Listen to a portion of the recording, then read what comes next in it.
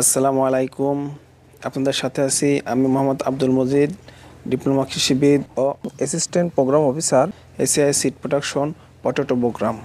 আজ আমরা জানব ধানের অন্যতম ক্ষতিকর পোকা মাজরা পোকা, এর আক্রমণ, লক্ষণ ও প্রতিকার ব্যবস্থা সম্পর্কে।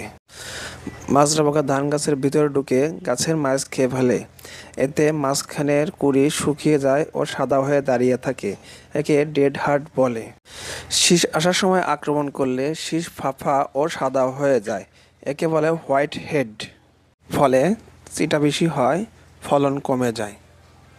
মাজরা পোকা দমনে জমি সবসময় পরিষ্কার পরিচ্ছন্ন রাখতে হবে। অতিরিক্ত ইউরিয়া সার ব্যবহার করা যাবে না। আলোক ফাঁদ ব্যবহার করে পূর্ণবয়স্ক পোকা মেরে ফেলতে হবে।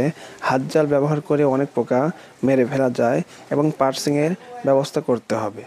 ধানের জমিতে গাছের ডাল, কঞ্চি, বাঁশের খুঁটি, ধঞ্চা, অরহর ইত্যাদি পুঁতে দিয়ে পাখি বসার ব্যবস্থা করাকে পার্সিং বলে।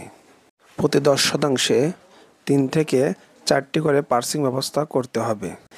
পার্সিং করলে শিকারীর পাখি বসে ক্ষতিকর পোকামাকড়ের ডিম, লার্ভা ইত্যাদি খেয়ে ফসলকে সুরক্ষিত রাখবে।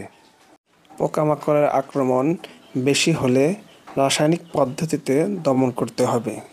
রাসায়নিক পদ্ধতিতে পোকামাকড়ের দমন ব্যবস্থাপনা সম্পর্কে তুলে ধরব পরবর্তী ভিডিওতে। ততক্ষণে আমাদের সাথেই থাকুন। ধন্যবাদ।